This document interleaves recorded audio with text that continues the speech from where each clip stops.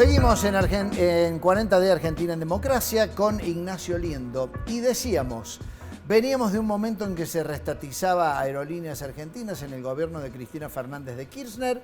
Comenzaron a flaquear los ingresos por la caída de la cotización internacional de la soja y comenzó el conflicto con el campo. Bueno, un conflicto que a partir de un proyecto de por quien entonces era ministro de Economía, era Martín Lustó, ¿verdad? Paradojas del sistema político argentino, ¿no? Hoy un opositor o una opositora al gobierno o alguien que lidera un espacio muy interesante dentro de la Unión Cívica Radical, que es Evolución, en ese momento era un niño mimado, un niño porque era bastante joven, Martín en ese momento, habrá tenido 35 años, más o menos, si mal no recuerdo, ya había sido detectado, dicen que por Alberto Fernández, el actual presidente, entre otros, quien se lo presentó a Cristina, se convierte en ministro de Economía y propone, para sostener los ingresos del Estado vía impuesto y sostener todo el esquema de gobierno que había montado justamente el gobierno de Cristina, propone un aumento escalonado de las retenciones a las exportaciones de granos, más concretamente de soja. Recordemos que eso había sido una solución que había encontrado Duhalde al inicio de su gobierno en el marco de aquel Consejo Económico y Social en el cual todos los sectores dialogaban y que habían empezado en un 10% y después habían ido aumentando sistemáticamente. Lo que propuso Lustó fue que siguieran aumentando, pero que aparte siguieran aumentando de manera escalonada según aumentar el precio, aumentaran los volúmenes, o sea, había una complicación técnica ahí y eso produjo básicamente lo siguiente: las bases de las organizaciones agropecuarias, los productores que pasaron a verse asfixiados por esta cuestión, a medida que bajaban los ingresos por ventas, porque venía descendiendo el valor de los commodities y de los granos y oleaginosas, y al mismo tiempo aumentaban los costos, se veía en una encerrona, las bases presionaron, comenzaron los cortes de ruta, y ahí las organizaciones del campo formaron la mesa de enlace y se convirtieron en un actor clave de la arena política, y comenzó una puja distributiva muy fuerte que se expandió por todo el territorio y que tuvo como caja de resonancia al Congreso y que terminó en aquella noche icónica también de todo este trayecto de 40 años cuando Cobos, temeroso y con la voz casi quebrada, diciendo mi voto es no positivo, o sea, una innovación lingüística para decir que no. Y eso fue un golpe muy fuerte para el gobierno de Cristina. Cuentan que esa noche, ahí renunció Alberto Fernández como jefe de gabinete, y esa noche quiso renunciar, aparentemente Néstor la incentivó para que no, y aparentemente hubo un llamado de Lula también. Bueno, Lula siempre muy activo en la política argentina, ahora también. Lula incentivándola a que desistiera de esa cuestión, bueno, y ahí siguió el gobierno, y ahí es donde nace fuertemente la oposición, que ahora ha colapsado, o sea, ahí es donde nace, ese es el acta fundacional de Cambiemos, y también es el acta fundacional del cordobesismo, ¿no? Sí. O sea, que dos fuerzas políticas que se emparentaron siempre con el sector agropecuario, ¿no? Claro. Los tenían prácticamente como aliados. Como aliados. Ahí, hábilmente, lo que hace José Manuel de la Sota y Juan Schiaretti, el actual gobernador por unos días más, hábilmente ellos hacen una alianza territorial con los antiguos sectores del peronismo ligados a la dinámica urbana y el sector agropecuario, en un proyecto productivo que tiene como eje, a partir de ahí, el antikirchnerismo en términos electorales. Logran una alianza y una alquimia política muy interesante que le va a ir dando una serie de victorias electorales a lo que el propio José Manuel de la Sota llamó el cordobesismo, o lo que alguna vez Angelos había llamado la isla, ¿no? Pero tuvo esa derivación muy concreta en la provincia que hábilmente fue explotada y generó una estabilidad interesante en estos últimos años en la provincia, e hizo que incluso hasta esta última elección el gobernador Schiaretti tuviera un rol clave en la definición de la política nacional, ¿no? Está bárbaro que lo definas así como casi un acto fundacional o un acta fundacional de lo que sería esta suerte de romance entre Juntos por el Cambio, el campo y también el cordobesismo con el sector agropecuario. Vamos a recordar el material que tenemos de archivo, precisamente de toda esta cronología de lo que significaron las protestas del campo, cortes de ruta, hubo una afectación realmente muy grande. Muchos dijeron que el país, desde el punto de vista productivo, algo se había paralizado con la protesta de los productores agropecuarios y la discusión política en el Congreso cuando Cristina envía un proyecto de ley para aprobar las retenciones móviles. Un esquema de retenciones móviles para la soja, el girasol, el maíz y el trigo y todos sus productos derivados para los próximos 4 años. Entidades nos declaramos en estado de asamblea permanente y convocamos a los productores argentinos a que no comercialicen productos del campo ante el jueves y el viernes.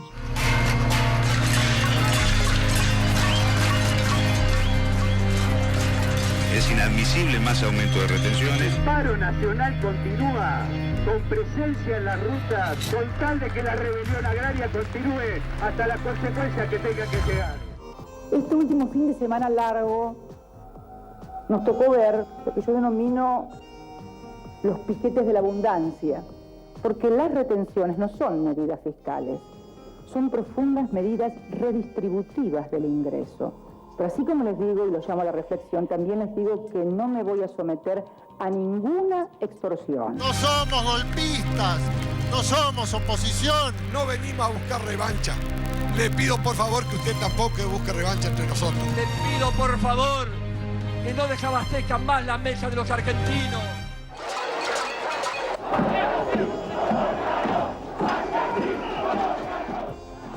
Yo le pido, humildemente, como presidenta de todos los argentinos y en nombre de todos los argentinos, levanten el paro para entonces sí dialogar. ¡Seguimos el paro!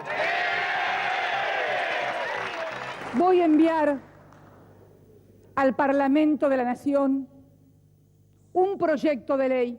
Resultan 36 votos afirmativos, 36 votos negativos, empate. Hay una frase de un líder radical que quiero decir al final. Que se rompa pero que no se doble, presidente. Nosotros esperamos su voto. Que la historia me juzgue. Pido perdón si me equivoco. Mi voto no es positivo. Voto es en contra. Muy bien, en consecuencia el proyecto queda rechazado en los términos del artículo 81 de la Constitución Nacional.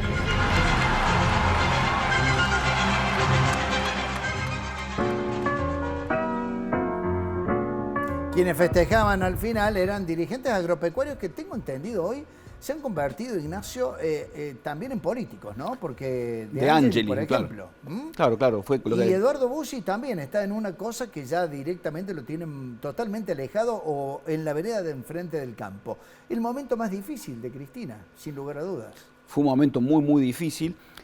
Hablando como vos lo estás planteando, Julio, en términos de claroscuros, ahí hubo un error estratégico en el manejo de la crisis. O sea, se planteó una ley que generó un hito político, o sea, algo que era fiscal en última instancia, lo que planteaba Lustó era algo fiscal para recaudar más, se convierte en un hito político muy, muy fuerte.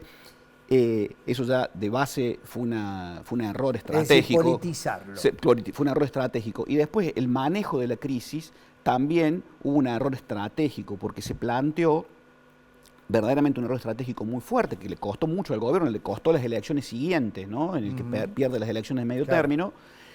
Hay un error de lectura y es tratar la cuestión de esto que se llama campo, ¿no? Que es un significante vacío, porque adentro de eso hay mucho, ¿no?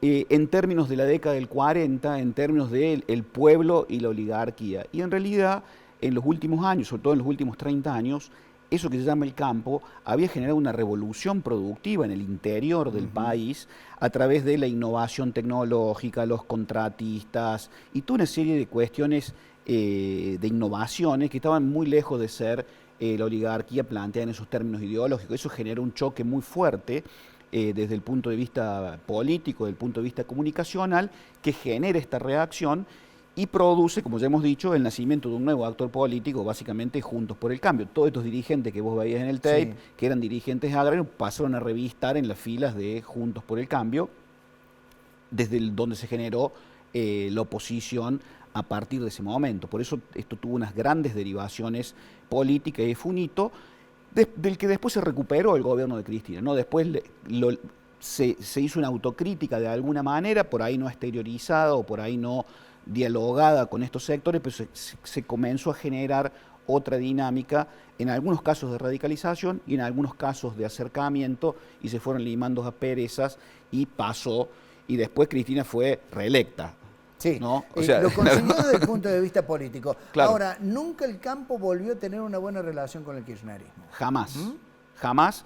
Y eso te va a explicar desde ese año, desde ese 2008, te va a explicar el transcurso de todo ese tiempo hasta el presente, ¿no? Ahí se generó una herida expuesta que hizo que en provincias como Córdoba, en toda la franja central del país, el antiperón, en este sistema de muñecas rusas, ¿no? El antiperonismo, el antikirchnerismo y el anticristinismo obtuvieran representación política en otros actores que fueron ganando sistemáticamente elecciones e hicieron que en última instancia el peronismo o el panperonismo, como quieras llamarle, perdieron una innumerable cantidad de votos desde ese momento hasta el presente, ¿no? Bien, vamos a salir de este tema porque así lo hizo en su momento también Cristina Fernández, ya lo comentó Ignacio Liendo.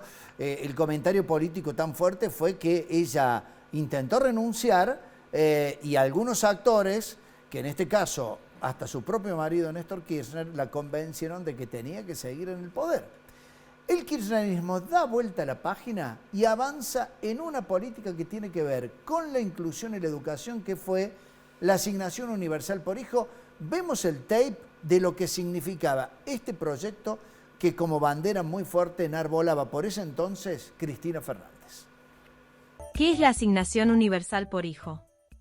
También llamada OH, es un pago mensual que se otorga por cada hijo o hija menor de 18 años. Se fija la suma de 180 pesos, al igual que para los trabajadores registrados en relación de dependencia, para los sectores vulnerables de nuestra Argentina. En este caso, la ampliación de la asignación familiar a los hijos de desocupados y de sectores de la economía informal que perciban menos del salario mínimo vital y móvil, también subordinamos la percepción de esta asignación familiar al hecho de que nuestros chicos, nuestras niñas, vayan al colegio y cumplan con todos los planes de vacunación y de control sanitario. Este beneficio busca igualar las oportunidades de todas las niñas, niños y adolescentes del país. Bueno, cuando te presentábamos, Ignacio Liendo, decíamos que sos educador, sos docente universitario, y en un primer momento me gustaría saber qué opinas acerca de lo que ha significado esto, que algunos ponderaron muchísimo en su momento, ¿no?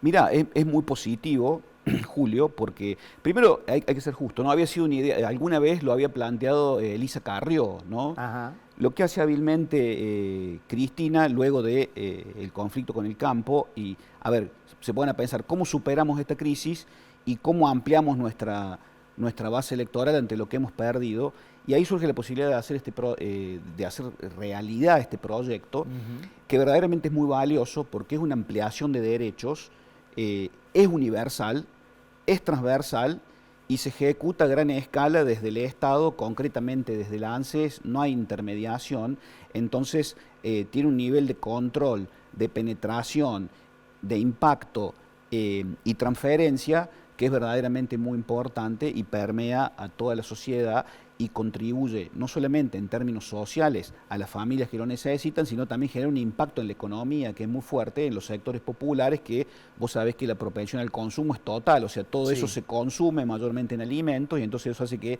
también la economía se dinamice, o sea, vos estás ahí matando al menos dos grandes pájaros de un tiro, ¿no? Que tiene que ver con una política social y una política de consumo masivo que mueve la economía. En ese sentido fue muy exitoso el programa en esa coyuntura y se mantiene hasta el presente como un verdadero derecho que contribuye al sostenimiento de muchas familias, ¿no? Casualmente porque Esto ha sido reconocido por otros mandatarios que siguieron a Cristina Fernández.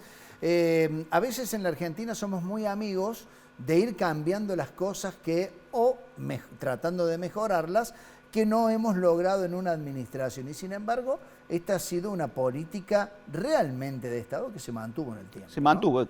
Comparable, aunque esto tiene un impacto mucho mayor, al PAICOR, ¿no? Que fue Angelos, sí, en el primer momento de su gobierno, funda esa política pública social que se mantiene hasta el presente y que es muy querida por los sectores populares de toda la sociedad cordobesa. Lo mismo la asignación universal por hijo a lo largo y a lo ancho de todo el país.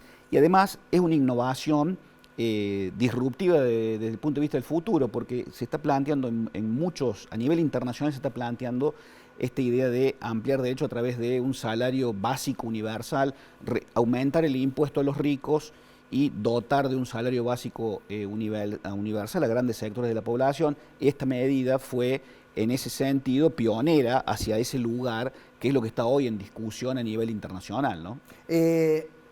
En discusión porque algunos especialistas ya sostienen que un país rico como Argentina debería evolucionar hacia otra cosa, es decir, que no existe un subsidio para que los padres manden a sus hijos a las escuelas, sino que esos padres estén lo suficientemente bien a partir de un trabajo, a partir de inversiones en lo económico, para que no haya que pensar que el Estado tenga que estar presente en eso. Pero de todas maneras, siempre se ha defendido con que el Estado necesitaba que los chicos fundamentalmente tuvieran educación, ¿no? Totalmente, ahí hay un cruce entre la política social y la política educativa que se complementan. El estadio que sigue es, como vos decías, ¿no?, generar trabajo, generar condiciones socioproductivas que hagan que la sociedad se integre hacia arriba y no que se aplane desde abajo en una cuestión básica. O sea, ahí es donde está el desafío. Pero en ese estadio evolutivo, sin duda, esta medida fue clave, no solamente desde el punto de vista político y como un acierto del gobierno de Cristina, sino para generar una serie de condiciones sociales para que los sectores populares tuvieran una serie de beneficios que previo a ello no tenían, ¿no? Que después muchos irán a discutir porque cuando se hace una crítica respecto al nivel de manejo de fondos del país para subsidios, ahí empieza la crítica, por supuesto, de la vereda de enfrente. Pero de esto vamos a seguir hablando porque en el próximo bloque vamos a referirnos a la aprobación de la ley de medios y también a la reestatización de YPF. Ya seguimos, Ignacio Lindo, no se vaya de la pantalla de 10, ya seguimos.